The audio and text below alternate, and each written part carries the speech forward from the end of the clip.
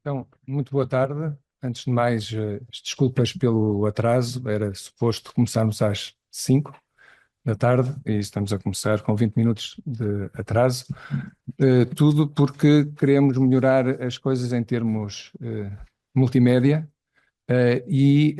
Na verdade, esta palestra vai ser a primeira palestra da Sociedade Portuguesa de Estudos de História da Construção, SPEC, criada em 2015, que será gravada em vídeo e depois subida no novo canal YouTube da sociedade. Daí a preocupação prévia de ter todos os meios audiovisuais preparados para gravar a sessão.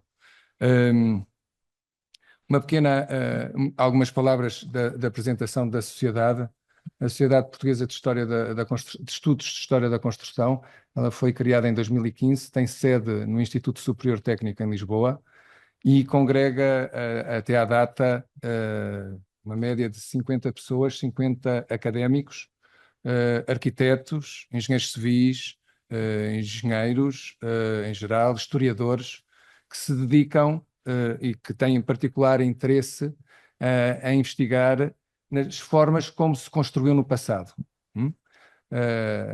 A arquitetura, para uma escola de arquitetura, a arquitetura ela é concretizada, é materializada depois de um processo, de processos que se chamam processos construtivos, processos de construção.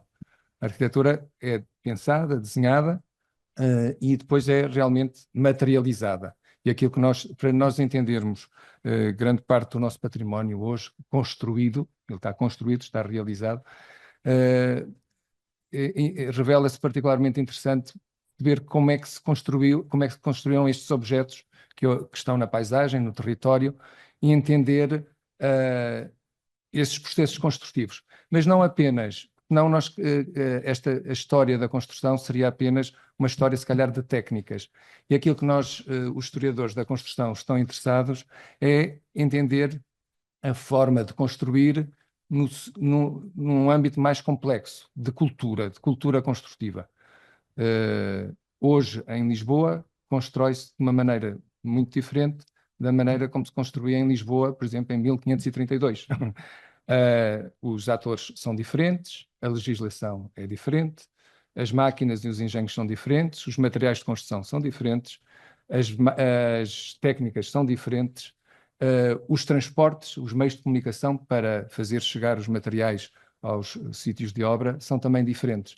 Portanto, fazer história da construção é fazer história de culturas construtivas. Portanto, cada cidade tem uma cultura construtiva própria. Hoje vivemos em Lisboa, em 2025, numa cultura construtiva. Os atores em torno da construção estão organizados de uma determinada maneira, utilizam um número limitado de materiais e de técnicas e baseiam-se numa rede de atores, distribuidores, vendedores de materiais, engenheiros, técnicos, operários, sindicatos, todos eles que são próprios da conjuntura atual e que são diferentes de uma conjuntura que, por exemplo, se fizéssemos esta mesma questão para Lisboa em 1940, obteríamos certamente atores, legislação, métodos, materiais diferentes.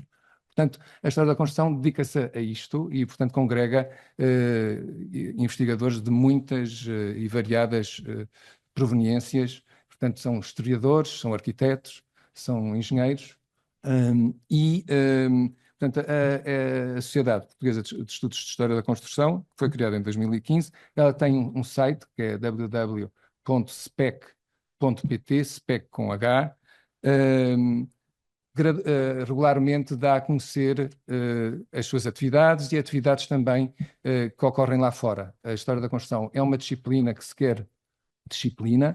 A primeira, em Portugal, a primeira, digamos, disciplina ensinada com o nome de História da Construção foi criada pela professora Madalena Cunha Matos, que se encontra aqui presente,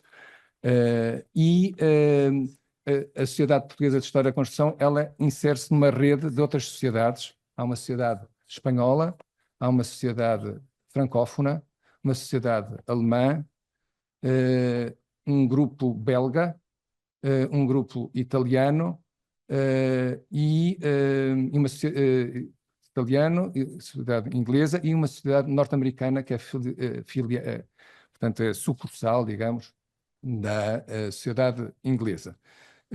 Internacionalmente já vamos foi realizado no ano passado o 8º Congresso Internacional de História da Construção em Zurique, pela Escola ETH de Zurique, e o próximo congresso, em 3 anos, será realizado e organizado pelo Politécnico de Turim, em Itália. Bom, voltando, portanto, aqui agora concretamente à nossa, e depois destas pequenas palavras, para também entender o porquê desta palestra, é a primeira que se realiza aqui na Faculdade de Arquitetura, tem-se realizado já se realizou na Universidade do Minho, na Universidade do Porto, na Faculdade de Arquitetura do Porto, no Instituto Superior Técnico de Lisboa, e, nos Açores, em vários sítios, e agora naturalmente há todo o interesse em fazer mais palestras da sociedade aqui também na Faculdade de Arquitetura. E nada melhor para iniciar espero, um ciclo de palestras que serão realizadas aqui na Faculdade de Arquitetura, que ter o professor Jorge Mascarenhas, que penso que todas as pessoas que se dedicam à arquitetura e à construção em Portugal conhecem, se calhar não fisicamente ou pessoalmente, mas através dos seus livros. São 18 livros, pelo menos, da série Sistemas de Construção. O último foi lançado na Ordem dos Arquitetos há 2 semanas, Sim. algo assim. 13. 13. E eu não sei, existe, portanto, dar aqui só umas pinceladas do currículo do professor Jorge Mascarenhas. Ele é professor do Instituto Politécnico de Tomar, foi bolseiro da Fundação Gulbenkian desde ainda no liceu, licenciou-se em Arquitetura aqui pela Faculdade de Arquitetura da Universidade Técnica de Lisboa, ainda Técnica de Lisboa, em 84, depois doutorou-se no Departamento de Engenharia Civil da Universidade de Glamorgan, no Reino Unido. De 96 a 99 foi coordenador da área de construção da licenciatura de Arquitetura em Coimbra, da Universidade de Coimbra, e desde 99 que é professor coordenador, equivalente a catedrático, da área departamental de desenho do Instituto Politécnico de Tomar. Foi membro do Centro de Investigação em Ciências da Construção, da Faculdade de Ciências da Universidade de Coimbra e colaborador também do Centro de Investigação da Católica, do CITAR. Como encontrei na internet, o professor Jorge Mascarenhas é um polímata. É realmente alguém que, um pouco à imagem dos humanistas no Renascimento, se interessa por polissabedoria, polissaberes, e realmente tem tudo a ver com a história da construção, como campo de conhecimento em formação, em definição e em consolidação. Ele, portanto, as fronteiras epistemológicas são largas, não são particularmente todas definidas, porque realmente interessam-nos para entender como se construiu no passado. Há que falar ou há que ir bater à porta de vários campos de conhecimento já institucionalizados, história da arquitetura, história das técnicas e assim por diante. E, portanto, ele é essencialmente conhecido penso pelo grande público, pelos estes 18 volumes, chamados uma série que se chama Sistemas de Construção. O primeiro foi editado em 2001. Alguns destes volumes já vão na 9ª edição ou 10ª edição? 9ª edição. 9ª edição, Livros Horizonte, com coisas tão variadas como contenções, drenagens, paredes, coberturas, o edifício de rendimento da Baixa Pombalina, que é o volume número 5, está aqui. Coberturas, tem-se dedicado particularmente em fazer a ponte entre sistemas construtivos tradicionais, muito mais sustentáveis, ou pelo menos que tinham características de sustentabilidade, que hoje é tão necessária, sustentabilidade económica, material, e de fazer essa ponte com os sistemas construtivos atuais. E ele vai-nos falar hoje exatamente num caso muito concreto que interessa muito a Lisboa e certamente a quem está aqui na Faculdade de Arquitetura em Lisboa, porque a Baixa Pombalina realmente é um protótipo de muitas coisas. Foi um campo de experimentação, de experiência do urbanismo, do chamado urbanismo português, de sistemas construtivos foram aplicados, conhecidos e melhorados, optimizados e aplicados em grande escala para conseguir consolidar uma população num mesmo local ao longo de, portanto, já lá estava há milénios, e depois deste grande terremoto de 1755 haveria que reconstruir de uma forma em que realmente há prova de um cataclismo tão grande ou pior do que aquele que tinha acabado de sentir em Lisboa. E é disto que nos vai falar, nós vamos aprender muito, com certeza, com o professor Jorge Mascarenhas. Eu sei que há muitos presentes que se calhar não falam muito português, mas peço-vos um pouco de esforço da vossa parte do ponto de vista linguístico. Boa tarde a todos. Eu vou falar em pé para estar mais perto de vocês. Queria começar por agradecer a SPEC por ter convidado para fazer esta comunicação e também a Faculdade de Arquitetura, que eu fui aluno, embora nas Belas Artes, lá embaixo, no Chiado. Não cheguei a andar aqui, portanto, muito obrigado. E também a todos os presentes, muito obrigado por estarem aqui hoje. Eu vou-vos falar hoje da Baixa Pombalina. É uma parte da cidade de Lisboa, is a quarter of the city of Lisbon, which was very advanced against the earthquakes. As you know, we have a great earthquake in 1755, and the down part of the city was destroyed by the earthquake, after that by a tsunami, and after that by fire.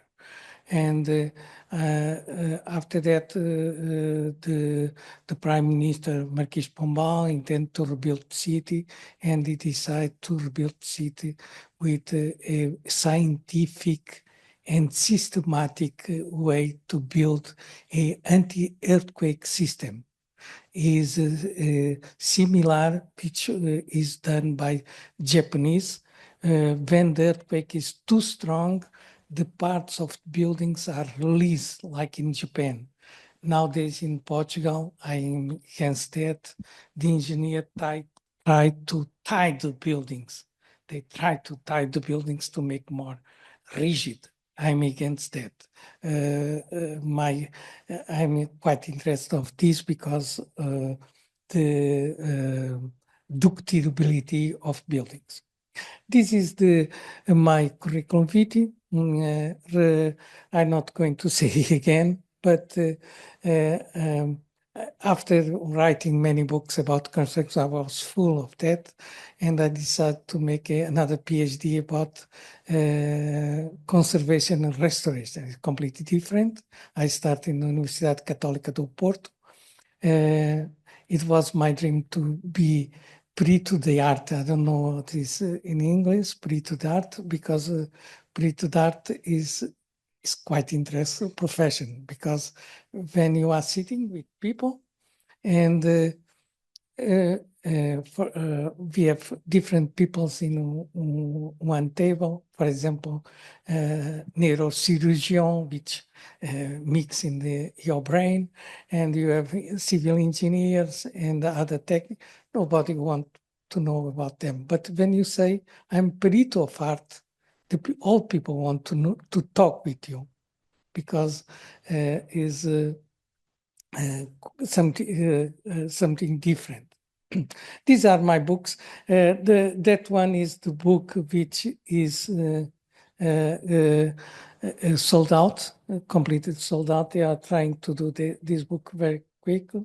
And all the books are drawing about, because when I was student, I have some professors were militaries. I live in Macau and I live in Angola.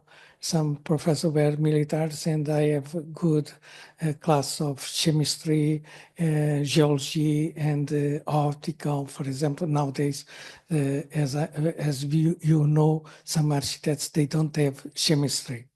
And I have lucky to have that old system and very rigid. That's why I could write about materials. This is for how to produce steel.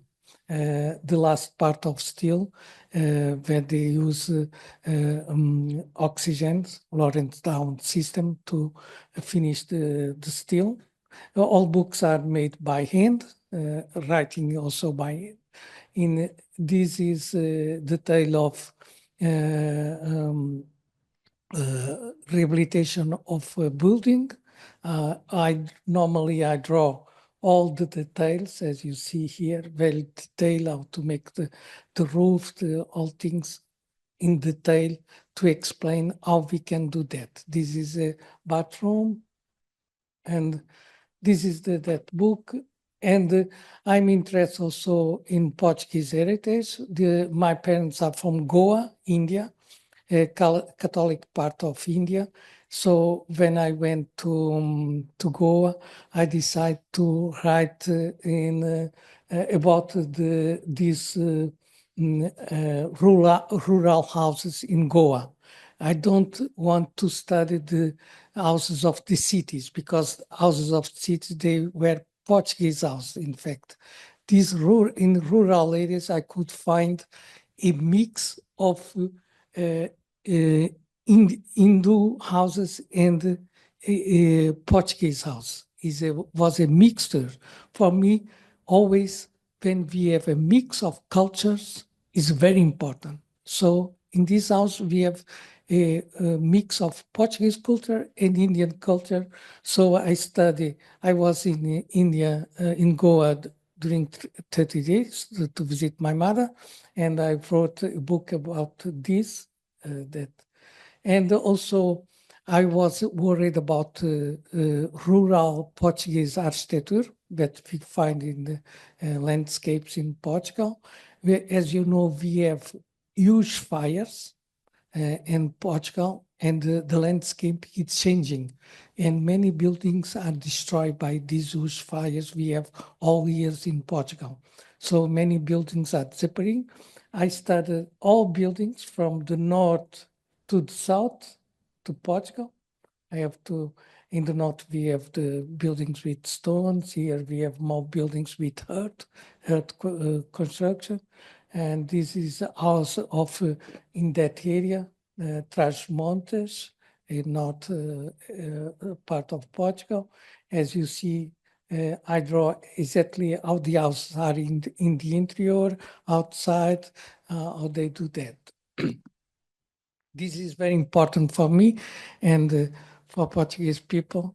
Para portugueses que estão aqui, um dos problemas que levou à destruição de muitas dessas casas, vocês aqui em Lisboa não se apercebem, foi aquela ameaça do IVA, o IMI sobre as construções.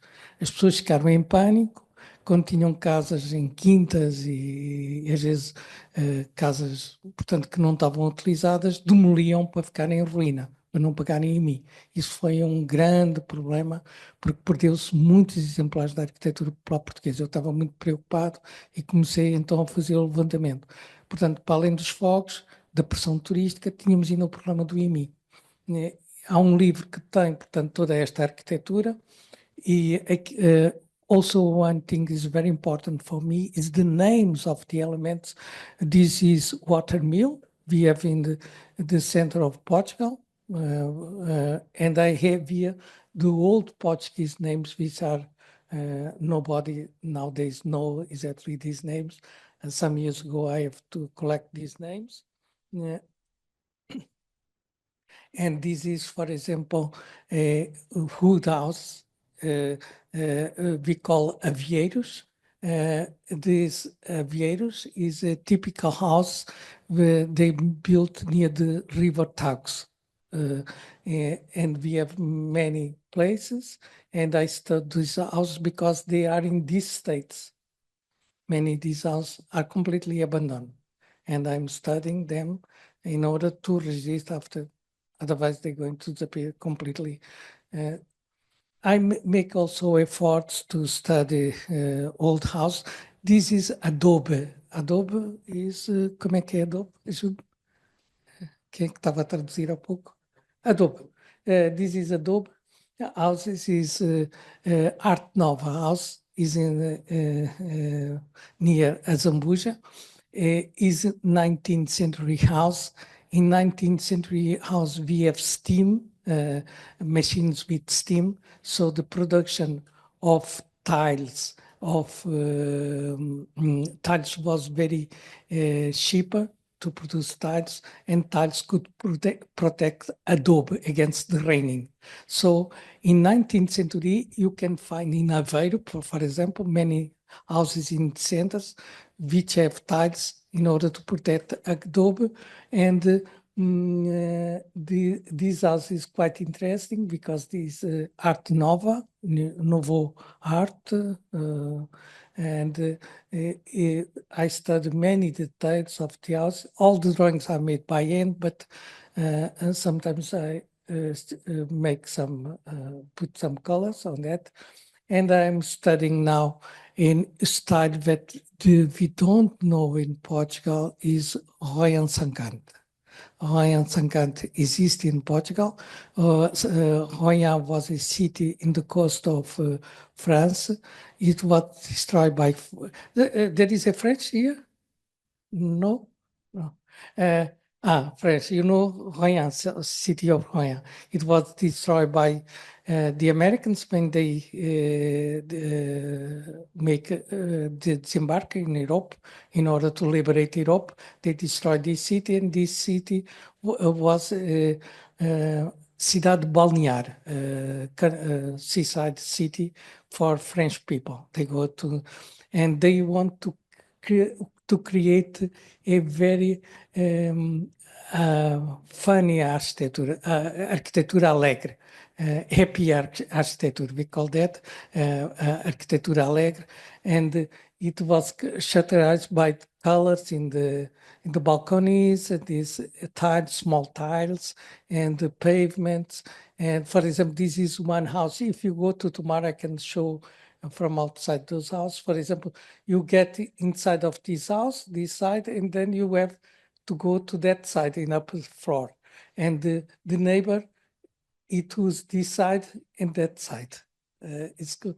It's a funny architecture. It's quite interesting. I'm doing studies about that because this architecture is not recognized that exists in Portugal. But we have in Costa da Caparica here, near Lisbon. We have in the Figueira da Foz and many places near the side. I make a collection of three-dimensional puzzles, like a Rubik cube. I have 800 puzzles, different ones. Is the great collection, I think, from Portugal and Spain. And I have that in one room of my house. Is a Museum of Science at home. It's quite, all the puzzles are very complex, and this is my hobby, okay? I made this museum from the great creative sides of art, Professor José Augusto França. He wrote about História da Arte in Portugal, and he wrote many books about art in Portugal, and he invited me to make his museum. And this museum, I have made the project, and here we have one panel of tiles of one important Portuguese artist, Eduardo Neri, and this is the tree of José de Guimarães. José de Guimarães have made some works in Japan. It's quite known. So I'm going to talk about, this is the front of my thesis. I defended in 97. I have the equivalence in Oporto in 98. This is Pombalin downtown area in Lisbon. You know, Praça de Comércio for the students which are from outside. This is Praça de Comércio, and that is the Rocio. Between these two squares, we have a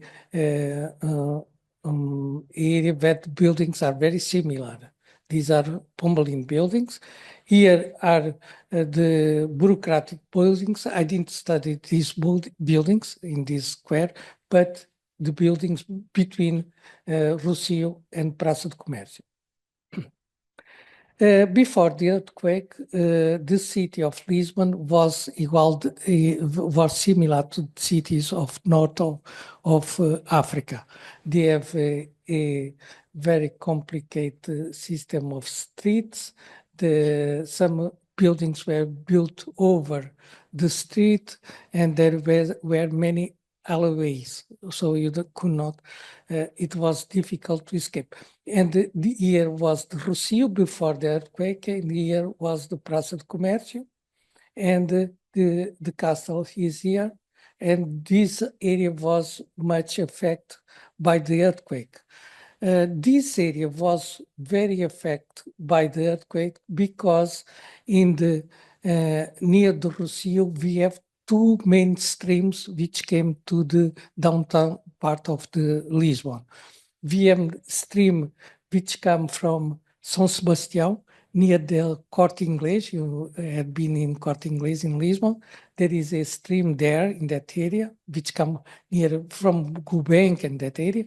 And we have also another stream which parallel to Almirante Reis, and here is one church built over it. So these streams, they joined here in the Praça da Figueira, near Rossio, and this was before the conquest of the city.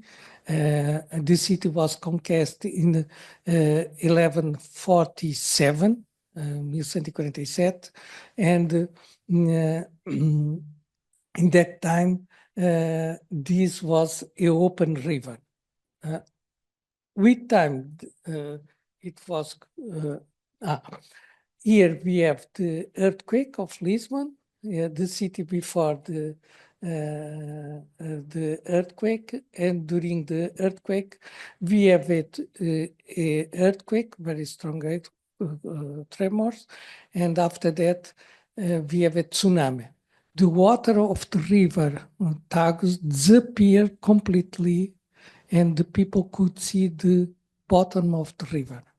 And suddenly the water came, never finished to come, and go over the city and destroy some parts of the city. And the fire, it was a holy day in Portugal, is the day of all deaths, of all saints. It was the 1st of November, so the house have candles, and the candles easily start to fire of the houses and palaces. So here you have the first tremor of 1st November. It started at 9:40 here and lasts about 90 seconds. Then we have a break, and then another earthquake, then a break, and then another earthquake. Much more later, about 11, we have another earthquake. I tried to make this drawing for that book. The city before the earthquake, as the streets were very irregular. They have balconies of wood in the facades, which easily spread the fire from one building to another. And to go to another city, to another, from one street to another street, it was necessary to go by a tunnel on the bottom of buildings. And some buildings have galleries, so easily they were destroyed, completely destroyed, and they have sulfur gas coming from the soil in that area, portanto, between Rossio and the Praça do Comércio. In Portugal, we have many earthquakes. In fact, we have before Christ some register of earthquake, and here are the centuries. We have earthquakes, and there was a very important earthquake also near the 1755 was 1724, which destroyed many convents, many abadias. É conhecido por o terremoto dos conventos. Deitou muitos conventos e eu acredito que lá em Tomar deitou 2 igrejas. Immediately after the earthquake, we have a prime minister. In fact, in Portugal, we have great success when we joined with England. As you know, Ronaldo have a great success because he started, Mourinho, and o Porto Wine, and o Porto Wine was very great success. And Marquis de Pombal was ambassador in London. So he immediately thought to rebuild the city as a new plan, thought to rebuild the city and to take care of people. After the earthquake, he called the military engineer, was Manuel da Maia, to make plans to decide what to do. And Manuel da Maia have made some dissertations where he say to the king, one possibility is to build the city as it was before, to build the city just making the street more larger, and then to reduce the height of buildings and make streets larger. And another possibility is to destroy the old city and build a new city. And there was the last one possibility was to abandon completely the city and build a new city in Belém or in Pedrosos, near the river mouth. And it was decided to make a new city over the to make a new to destroy the old city, and it was decided to rebuild the city with a new plan. There were many proposed with a new plan over the remains of the old city, and it was chosen plan number 5. The plan number 5 was made by the architect Eugênio dos Santos, and the city, this is the city we have today, with some difference, but quite similar. And here you have Praça do Comércio and Rocio, and this the river before the earthquake was the riverbank was here, near the statues. After the earthquake, they conquered some place. And he decided to make the blocks, rectangular blocks, oriented in north-south direction, because north-south direction was, we know that the earthquake have tremors in that direction, north-south. So if the blocks were oriented north-south, they were more resistant against earthquakes. And they have to transfer the old property to new property. They have to change the property of the old plan to the new plan. And these blocks, as rectangle like this, they have less interior areas and a big perimeter. And the big perimeter means they have long facades. They decide to make facades very similar in order they can transfer the property from old plan to property to the new plan. Of course, they're going to reduce the area of each owner. So they have to have a easily way to transfer the property. They do the buildings like this repetitive way, so it was more easily to transfer the property. They choose in the old plan, they have a total area to rebuild before the earthquake, and the area to rebuild, they have make a proportion, and then they apply this proportion to this modulation. It's quite, here you see this, they decide to build the city over the relation of the old city, so they don't have problem with tides, and they decide also to make a sewage system, because before the earthquake, the people just throw the things through the window. So they make a sewage system which make the soil more resistant. If the people throw the liquids to the street, the soil will become weak. Here you have the city and all the streams I draw here. And so the building, before they decide to make only with 2 upper floors, and later they decide to make 3 upper floors. The most important things is the buildings. The buildings have 3 lines. This line near the street, this midline, and this. Here you have 1 floor of the buildings. The buildings have the foundation like this. We call in Portuguese pegões nowadays. When the soil is instable, we don't use, when we don't have money, we don't use piles, we use pegões. This is quite similar with pegões, with some small piles of wood. And the ground floor, in order to avoid the fire to spread, to propagate to all buildings, the ground floor was protected against fire with vaults. And the stair was illuminated by that windows in the back, and was easily to people to escape in case of fire. They have to build quite quickly, and they decide to do that in a standard way, prefabrication of some elements.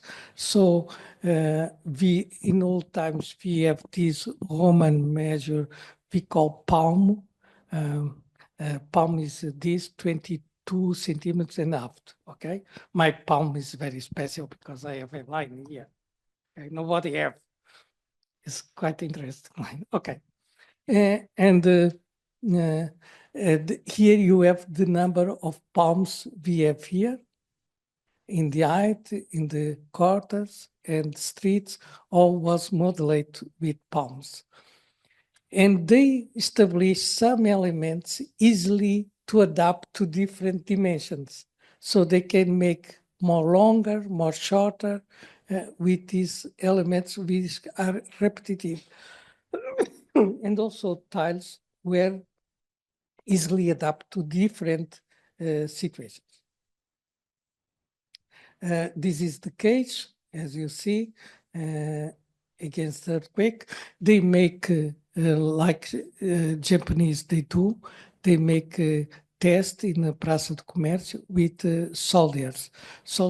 The soldiers stand in a cage of that, and they make movements to one side. Normally, one person with a flag make like this, and soldiers have to make these movements in order to test if the case is resistant against earthquake. So it was a scientific cage, not empirical. It was scientific, and they test that, and it was repetitive.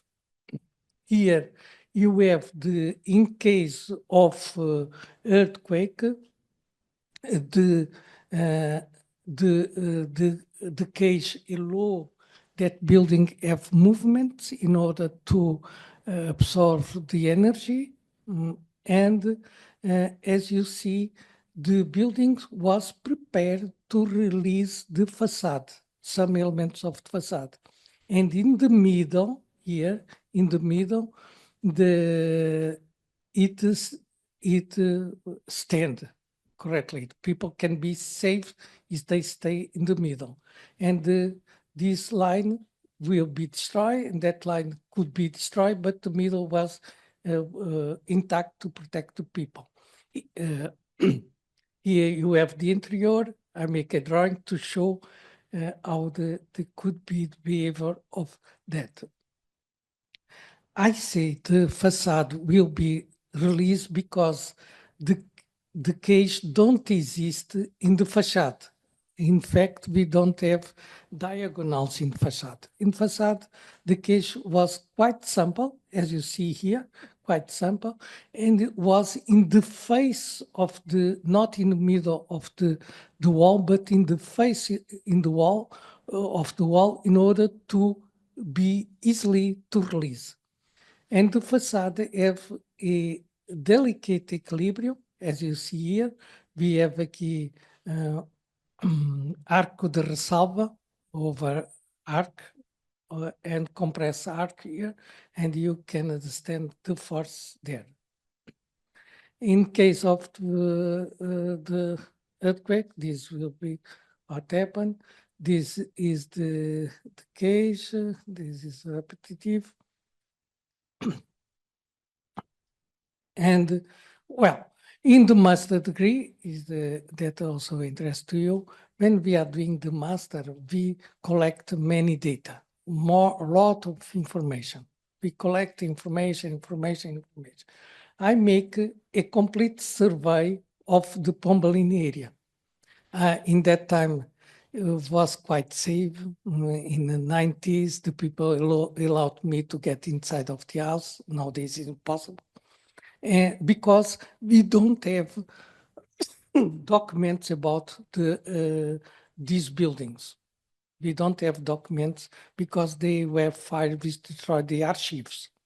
So I have to study the buildings. I have to go each first floor of each quarter to know how the floor how is the layout of the floor, okay? I have make many drawings of many streets, and I realized the stairs they were not identical. The people always say to me that his Pombalene area was built by Marquis de Pombal, but I realized they could not be built immediately after the earthquake in a short period of time. It must take long period of time. In fact, we have 3 French invasions after between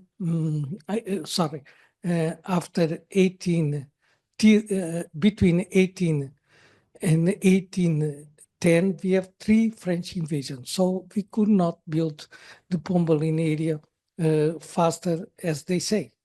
So during my master degree, I say buildings were built in a long period of time. And I realized some buildings don't have corridor. For example, this building, you have to cross the compartments by a door in the middle. You don't have a corridor of distribution. And in some buildings, you have corridor, as you see here. Sometimes you have corridor to go to one division to another. For example, here you have corridor.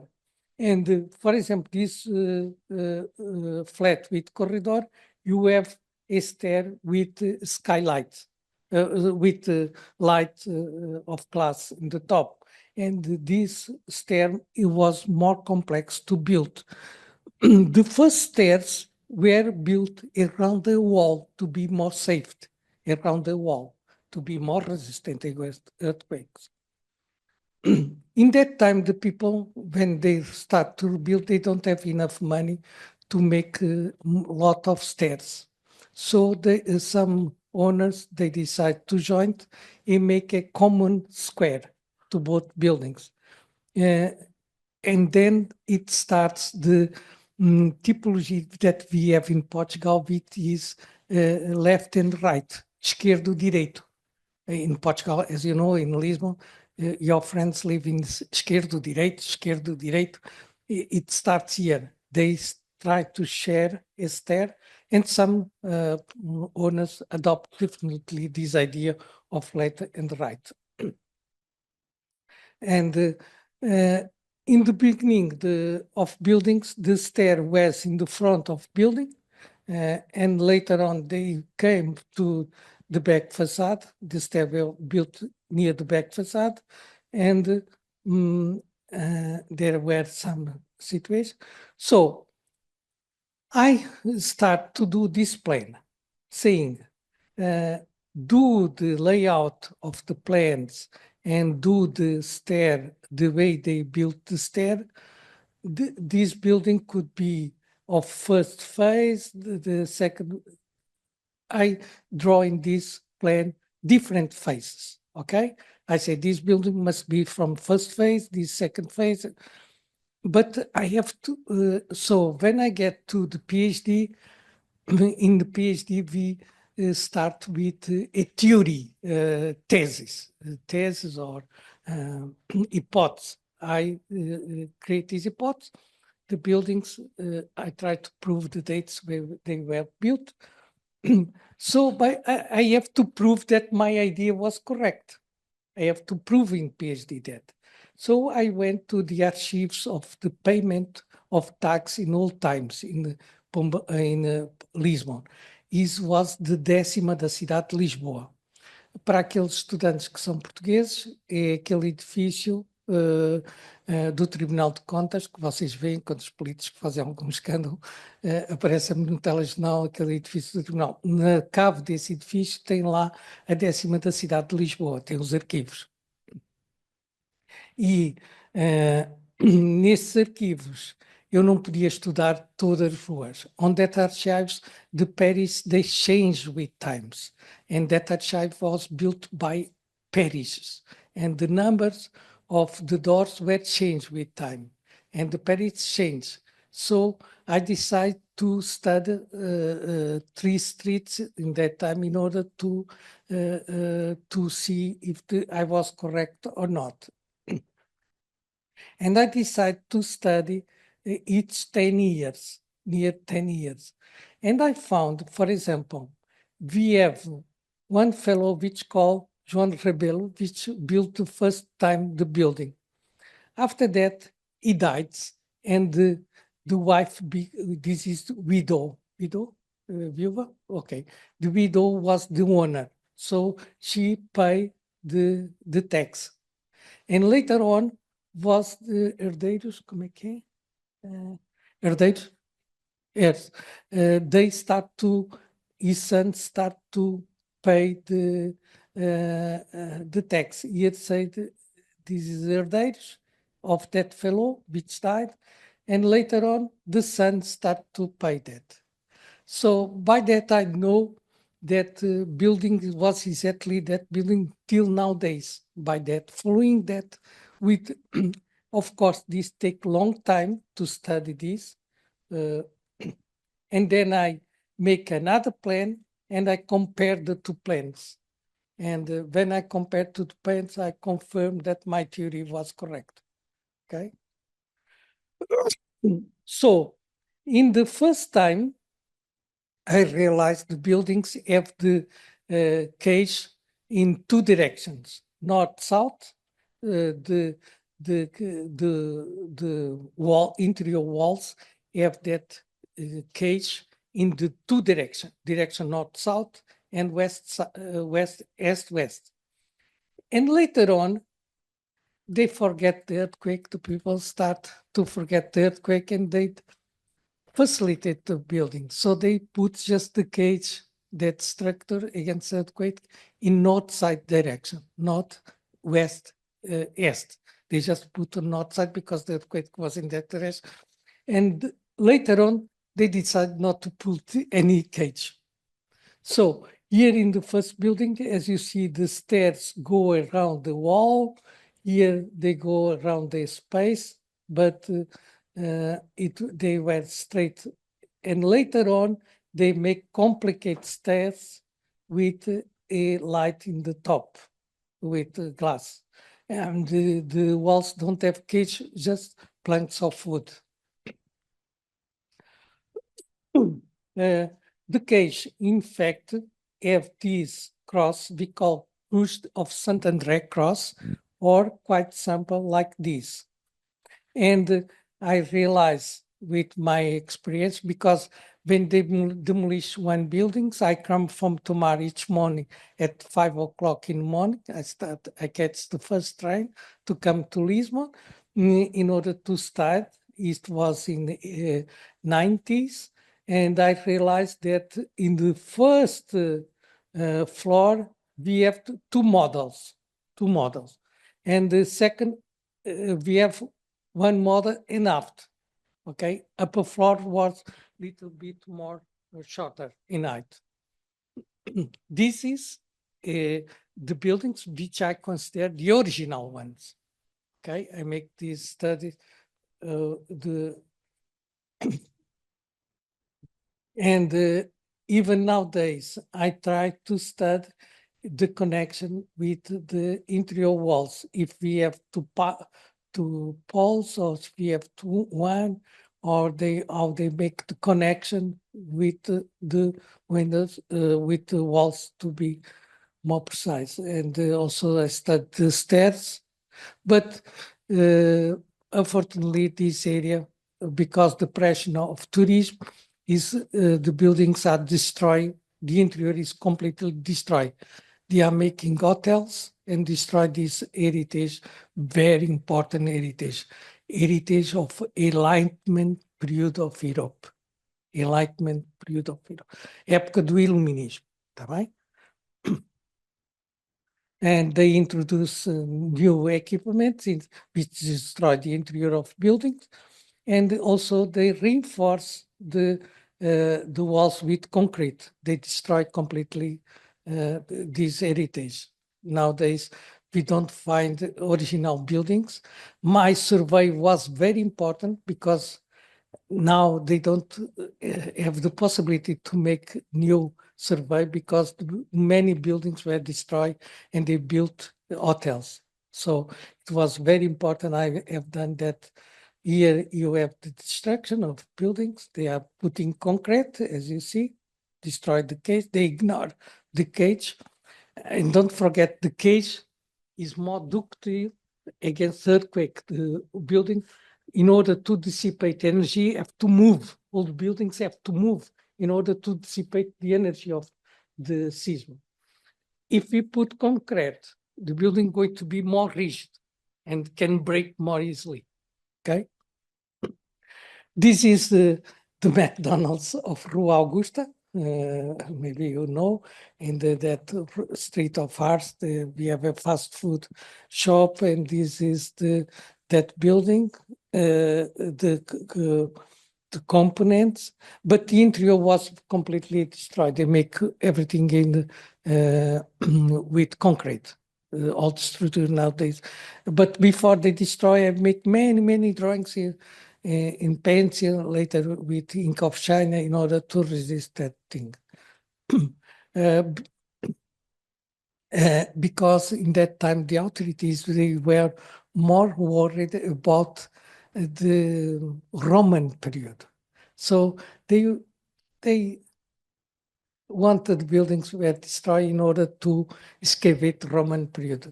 But Roman period, all countries in Europe have Roman period. So for Portuguese, Roman period is not important. Because we have more structures in Europe and more important. For us was this system against earthquake, making scientific way. This was more important. But I make many drawings of this, and Mascarenhas, Mateus knows that, that I make many efforts in international meetings in order to save this area.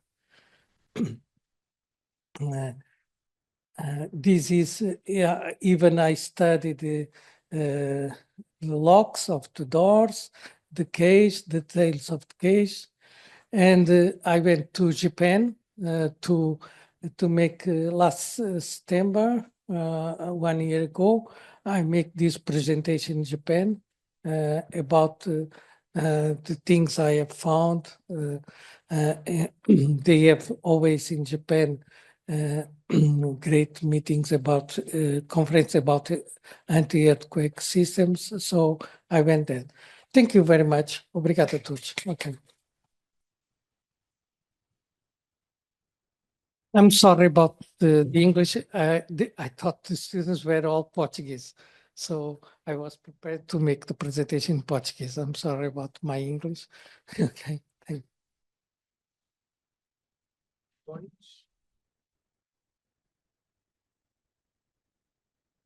Questions? Everything was very clear?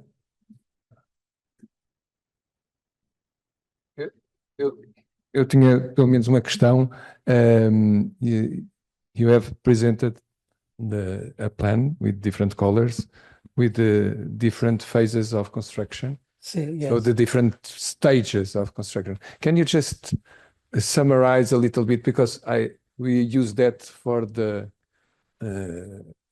candidature to the World Heritage List of the Baixa Pombalina, and we stay very much with the idea that so they start by make the buildings in these main streets, and only so they went to the secondary streets. Is that true, or yes, they start to make the buildings in Main Street, but is also there was a transversal Main Street was Rua da Conceição was very important. And also Rua de Comércio, very too important, and also Rua do Arsenal. In fact, I didn't put in this presentation, Rua do Arsenal is quite important. Okay. Where is the Rua do Arsenal? Is here. This one? The first no, one? No, here. This is just here. Yes. Okay.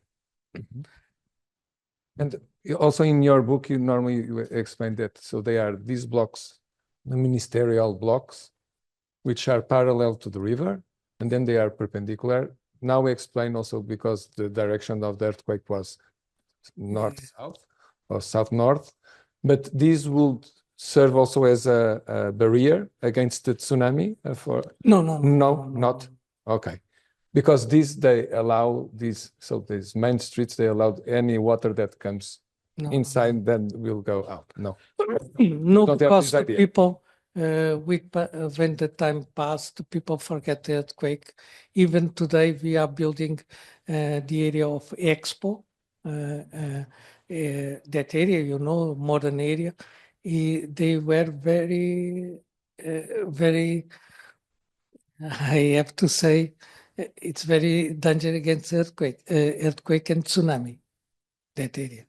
The most important area against earthquake in Lisbon is between Alto dos Moinhos and Torre de Belém. As you know, Torre de Belém was built in the river and nothing happened during the earthquake.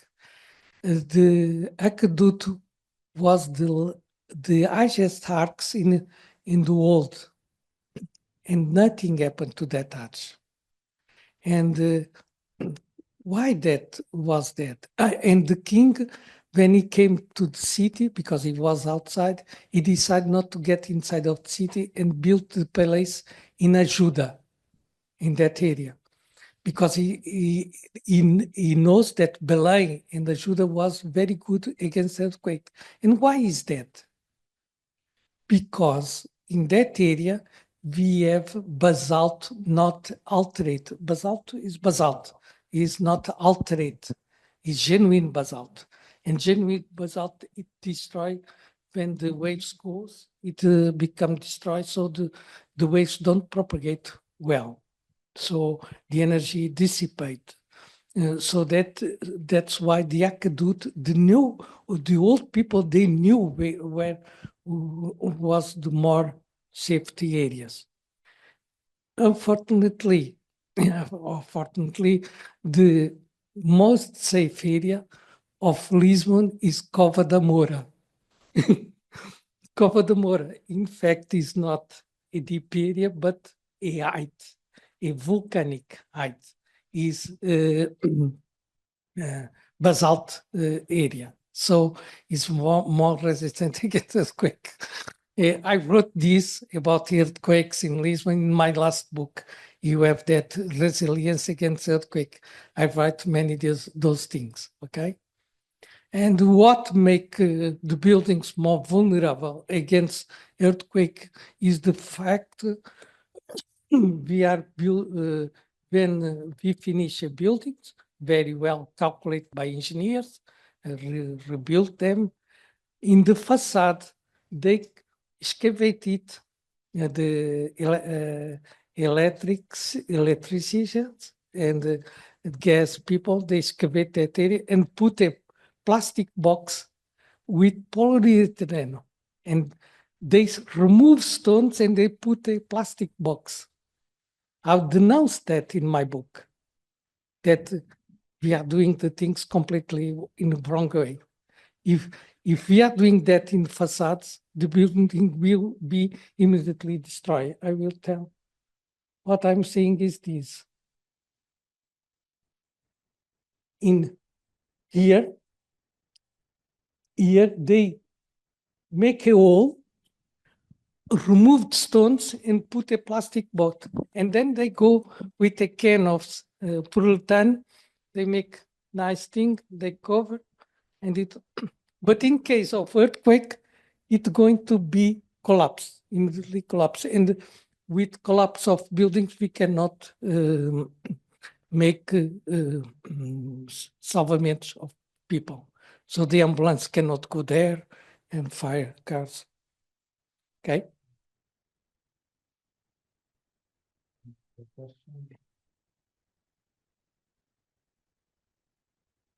Just a curiosity, when you were doing all these drawings, so for example, for the volume 6, so it's 6, no?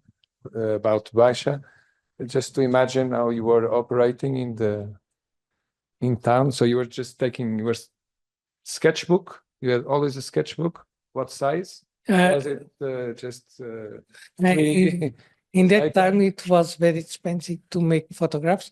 We have Kodak Alpha photographs, and it was very expensive. I make some photographs, but I have to draw in the site to make with sketch, like photographs, and so then you work from the photographs to make the drawings? no, or no, you're no. just drawing and making photographs? Sometimes I have to interpret what I see there, because if I take a photograph and they are demolishing, you have a lot of rubbish on front. So it was not possible to make a good photograph to explain what was behind that.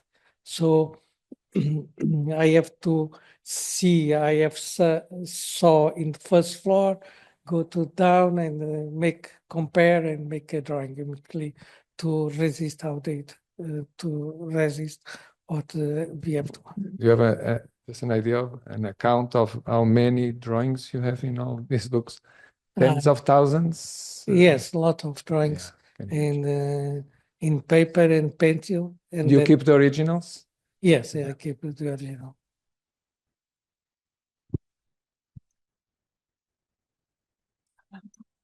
Que tipo de espécie? Há também uma evolução nas espécies de madeira utilizadas? I translate. What kind of is there an evolution in the use of wood? Wood species are different in different periods. Detectou alguma evolução no uso das madeiras? Não, porque houve uma importação de madeiras inglesas para casas pré-fabricadas, não é? Para uma espécie de barracas pré-fabricadas para a imediata emergência. Sim. Não encontrei assim madeira que pudesse indicar que veio de navios ou de barracas. Pareceu-me tudo ser mais ou menos o mesmo tipo de madeira, não havia assim grandes. Agora, existe uma grande variante entre o Pombalino de Lisboa e do Porto. Porto é nitidamente, os lotes são mais estreitos e temos grandes secções de carvalho. Lá a secção quase é quadrada, tal como nós vimos na Notre Dame, as secções são quadradas, de grande secção, no Porto. Não tem nada a ver com Lisboa. Mas em Lisboa aquilo era muito semelhante, às vezes podia haver, mas eu não consegui fazer essa distinção. Obrigada. Obrigada pela excelente apresentação. Ok, obrigado. E obrigada pela organização. João. Any more questions? I suppose there are many questions, but it's a universe, the Baixa, the question of Baixa Pombalina. And Yeah, it's and also difficult now to imagine what is inside the walls. That's the difficulty of this history of construction or construction history. Help us very much to have a kind of a X-ray vision about.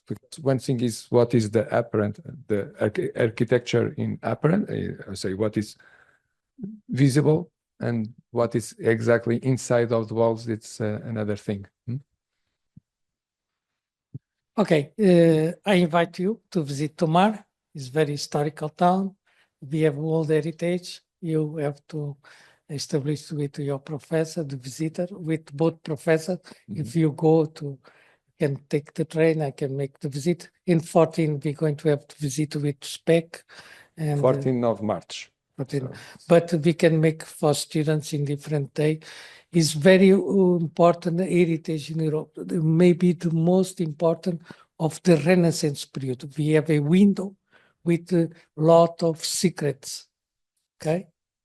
Umberto Eco came many times to Tomar to study the convent, to see visit the convent. Okay. Okay, so we should give the thanks. Thank you very much Thank for you. your Okay. excellent presentation, and hope to see you soon here in the faculty for a new conference. Okay. Okay, thank you very much. Thank you.